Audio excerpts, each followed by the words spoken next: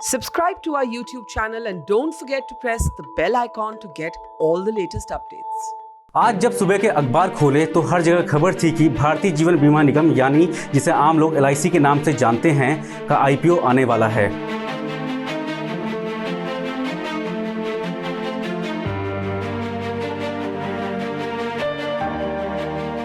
नमस्कार, मेरा नाम है आशीष रमोला और आप देख रहे हैं मोजो स्टोरी। LIC का प्रतीक चिन्ह यानी लोगो है दो हाथ तेज हवा से दिए को बचाने की मुद्रा में आसपास आधे बंधे आधे खुले हुए दो हाथ और उसके नीचे लिखा है योगक्षेम वहमयम।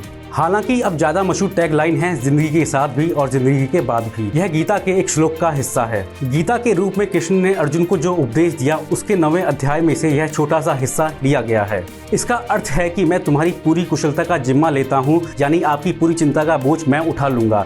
जो तुम्हारे पास है उसकी रक्षा करूंगा और जो नहीं है वो मैं तुम्हें दिलवाऊंगा। आपको बता दूं कि LIC में भारत सरकार की 100% हिस्सेदारी है, जिसका 25% हिस्सा सरकार बेचने जा रही है। मगर अब ये सारे अनुमान बेईमानी हो चुके हैं। कंपनी का सिर्फ 3.5% हिस्सा बिक्री के लिए आ रहा है और उसमें भी सरकार कुल मिलाकर 20,500 करोड़ रुपए जुटाने की तैयारी में है। लेकिन सरकार इतनी रकम क्यों जुटा रही है, इसका सीधा जवाब देना थोड़ा मुश्किल है, पर सरकार इस IPO को टालने के मूड में बिल्कुल नहीं है। वित्त मंत्री निर्मला सीतारमण पहले ही साफ कर चुकी हैं कि LIC का IPO हर हाल में आएगा।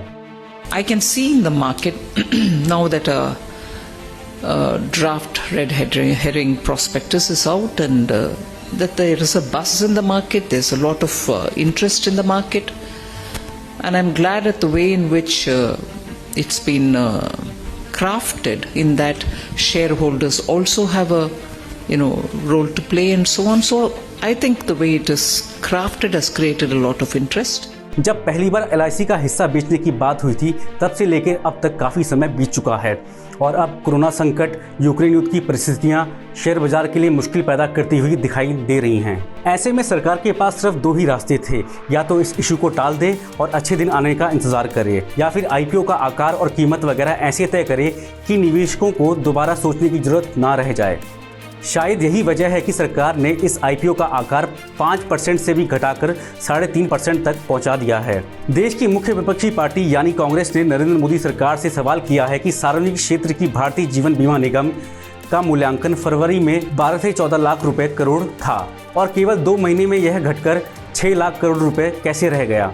Why was the LIC valuation of 12 to 14 lakh crore in February 2022 reduced to rupees 6 lakh crore in just 2 months?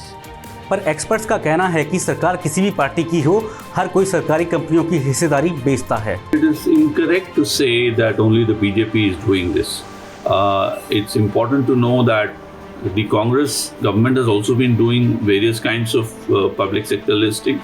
You can see BPCL, ONGC, insurance companies in the general insurance sector, all have been in some way or the other been having IPOs. Of course, the State Bank of India is the biggest of them all.